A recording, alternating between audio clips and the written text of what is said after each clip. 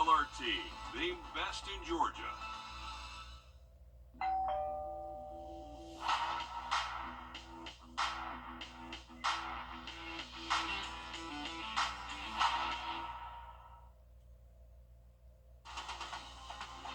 Live from Augusta, you're watching News 12 at 6 o'clock. Shopping doesn't end after Christmas. Between gift cards and gift returns, it's going to be a busy week for retail. We're on your side with everything you need to know in just a few minutes. Good evening and thanks for joining us. I'm Zaina Halliburton. I hope that you had a very Merry Christmas. We're going to kick things off by checking in with your First Alert Chief Meteorologist, Riley Hale, for a look at the forecast, Riley, and it's certainly been a wet start. It has been a wet Thursday for Zaina at times. Some light showers, cloudy skies, and some pretty chilly temps as well. We only topped out into the low 50s today. Right now, we are in the 40s in most spots. Some rain being reported at the Aiken Airport, but anywhere from around 46 to 47 degrees for current temps out there if you are heading out soon. We have the wedge in place today. That's going to stick around on Friday. So high pressure centered over the northeast, bringing us down that cool northeasterly flow, and that is keeping our surface temperatures cool. Just above the surface, though, we have winds out of the southwest that are overriding that cool air. That's helping condense this into some showers found across the area and keeping our skies pretty cloudy as well. Just a closer look at the Augusta Metro. You can see some light rain here that's crossing over the Savannah River. Trajectory of these for tonight is going to be south to north, so just watch out for these if you are having an evening plans heading in early tonight.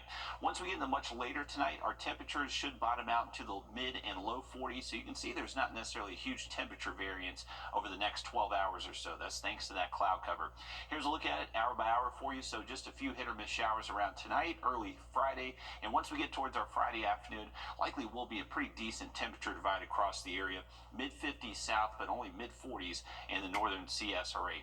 Heading into the weekend, that's where we're bringing back the chance maybe for some stronger storms on Sunday. We'll have a look at that first alert forecast in just about 2 minutes. Thanks, Riley. Cross Creek High School's principal charged with driving under the influence. LaQuanta Carpenter was arrested in the early morning hours on the 22nd when a North Augusta public safety officer noticed her vehicle was not staying within its lane and even turned into oncoming traffic at one point.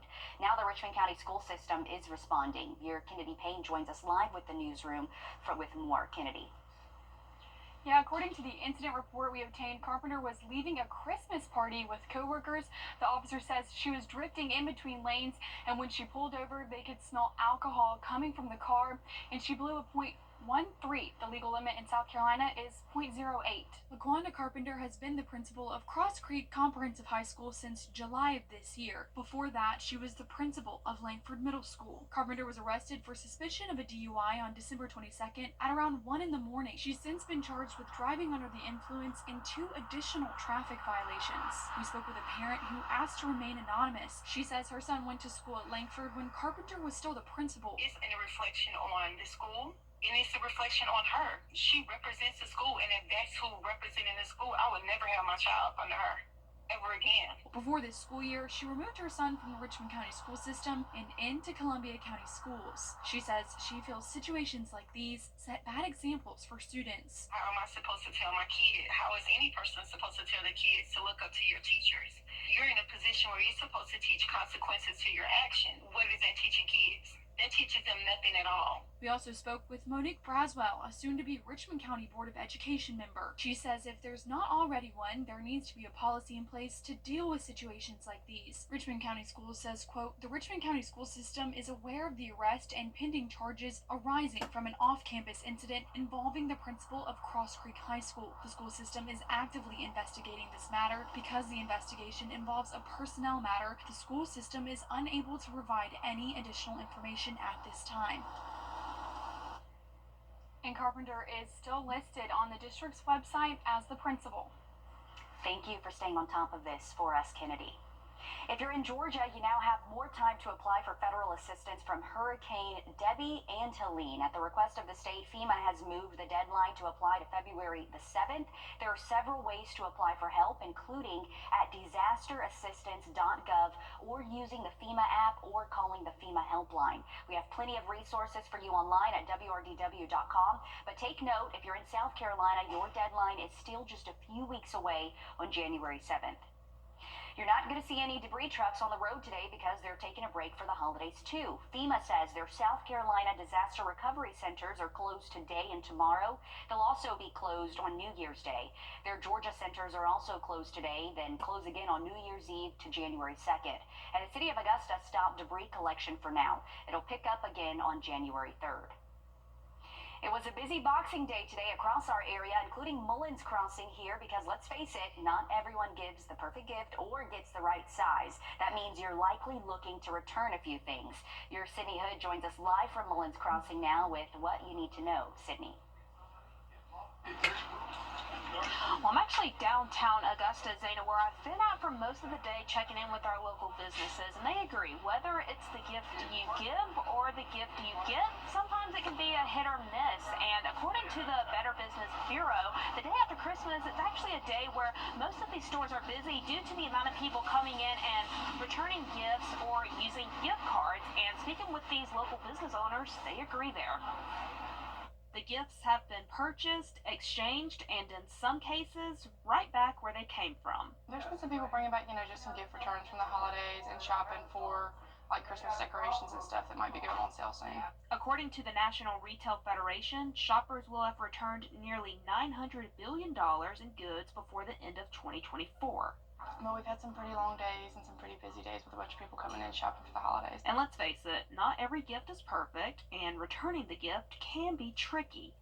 This report from the Better Business Bureau says it's always best to double-check policies before making a return. For some of our local shops, this is the time to plan ahead. Like Freshwater Design Company, they say they are already preparing for a busy spring.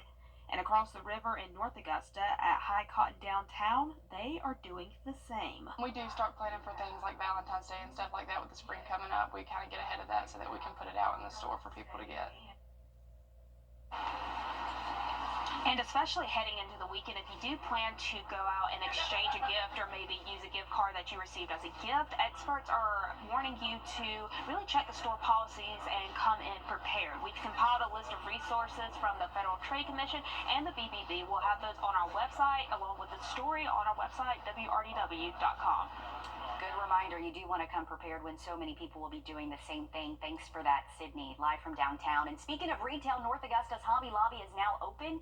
Now crafters and decorators don't have to go all the way to Aiken or the Augusta Exchange to do their shopping. The 50,000 square foot craft store is in Edgewood Square off Edgefield Road where the old Bilo used to be. Be sure to check it out soon, but don't forget Hobby Lobby is closed on Sundays.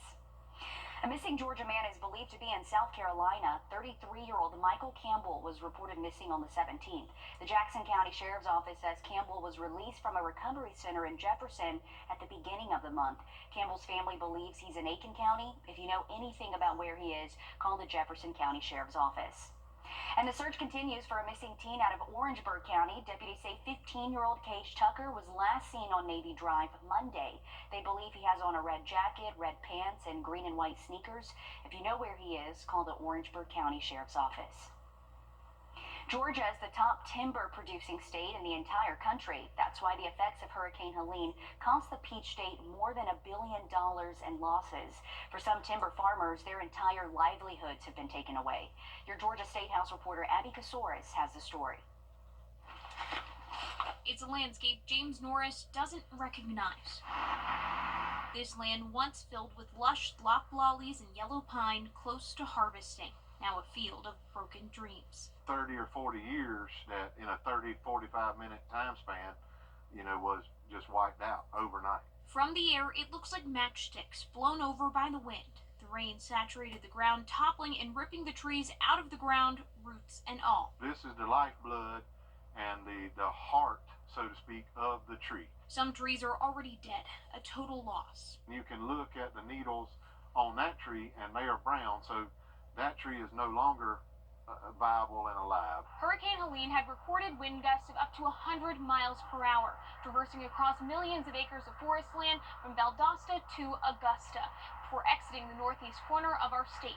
An assessment from the Georgia Forestry Commission and the Warnell School of Forestry at the University of Georgia found that Hurricane Helene caused $1.4 billion of damage. These machines trying to save what they can. but they can only pick up 1 or 2 trees at a time because the roots add too much weight. It's costly, slowing down the process before these logging trucks can take the timber to the mill. Analysis from Forest Consulting shows prices for most woods have decreased over the past 2 years after hitting an all-time high during the pandemic. They predict this loss could hit your wallet in the next year or so, impacting new construction projects. General contractors, home developers, are going to have to reevaluate what they forecast the price of the house when they said we're going to do these developments. In bigger picture, Georgia's prestigious title as the top timber producer is in jeopardy. It's going to take a long time to recover, and I don't know if it ever will. You could see the Battle family's roots run deep in Wadley, 5 generations. Tommy Battle says he doubts the state can ever recover. They need time and money. It was devastating to little small towns like we live in. The Speaker of the House, John Burns, suggests a relief package at the state level, $470 million, including $200 million for income tax credits for timber and pecan farmers, $20 million for cleanup efforts for timberland. Defenseless, that's how James Norris describes this feeling, looking at the time and work, wondering what comes next. It's going to take several years for things to get back to, I guess, what we thought of as normal. This may be the new normal, but this is where we are. In Wadley, I'm Abby Kasouris. Definitely thinking of our viewers down there in Jefferson County, and definitely a lot of us were hard hit from Helene, and we could actually see severe weather on Sunday. We'll have that forecast update for you just after the break. And Cardinals have a special meeting for one local man who's using them as a symbol of hope for people fighting cancer. We're sharing his story next. Time and Temp, brought to you by your First Alert weather team.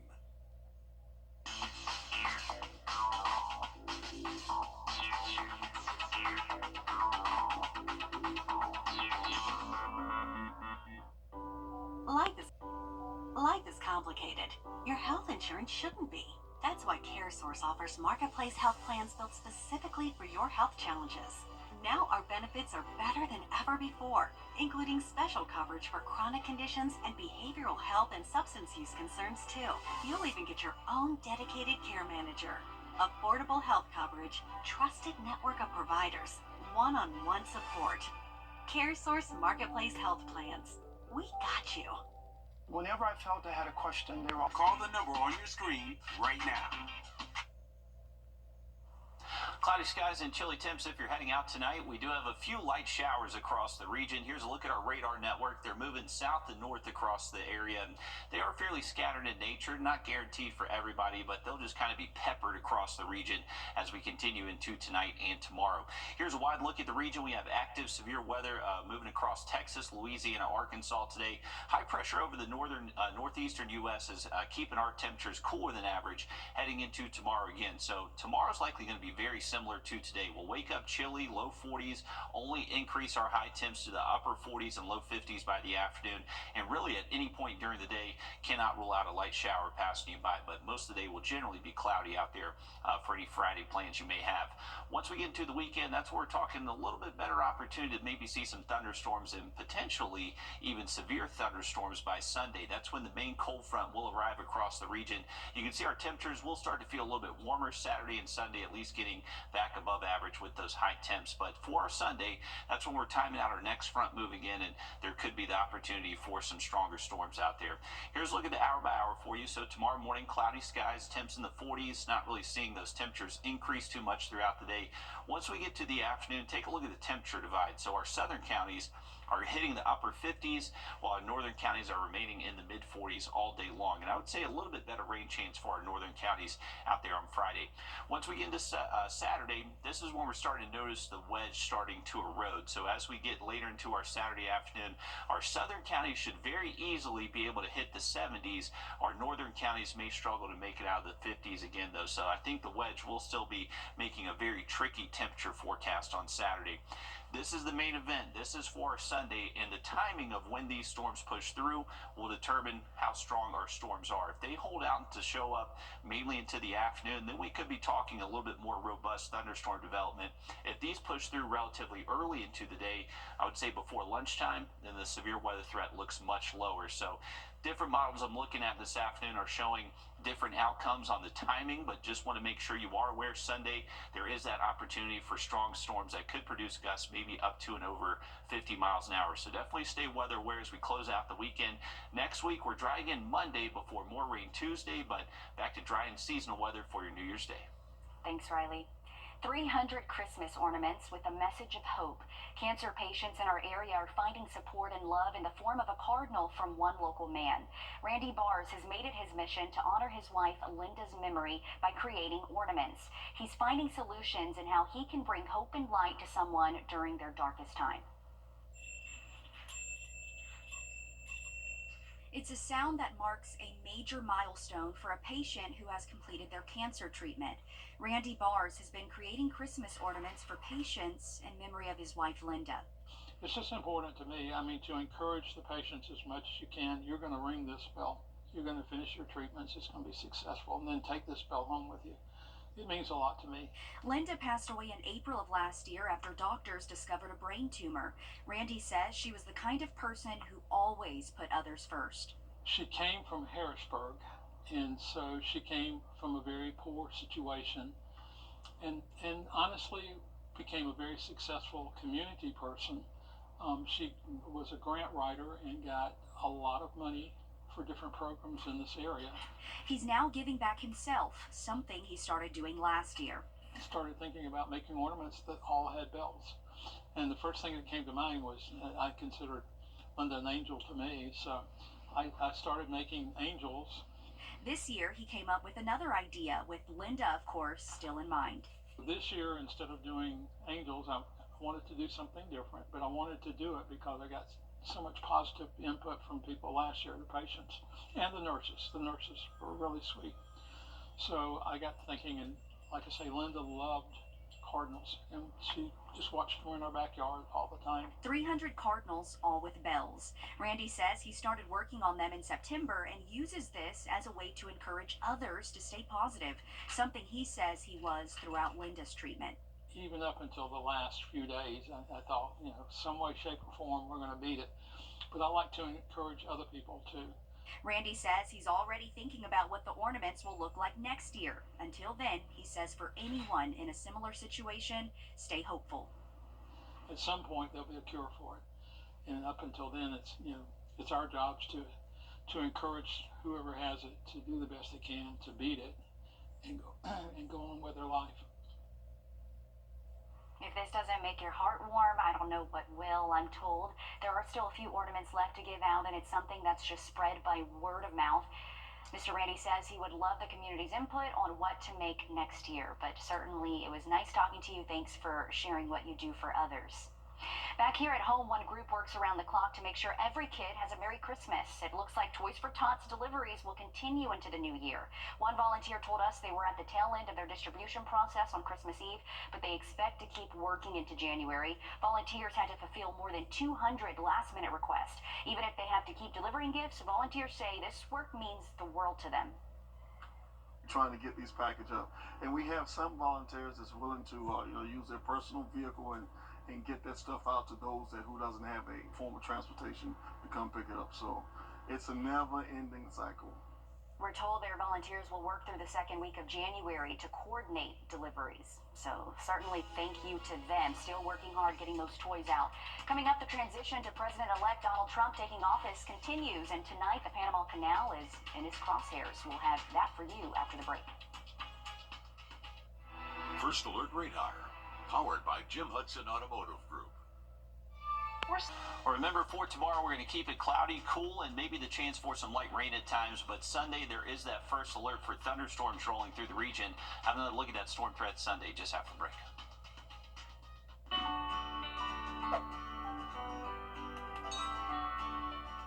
Why me?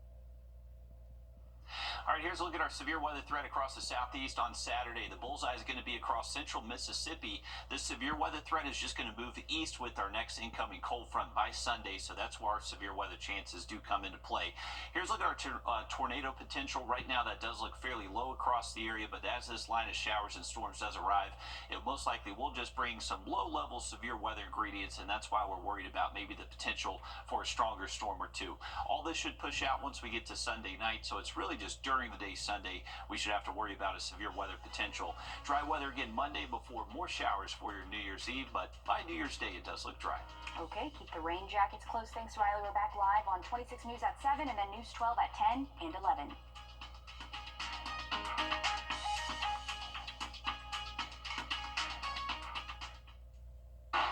If you've been injured, we take immediate action to get you the help you need. The call.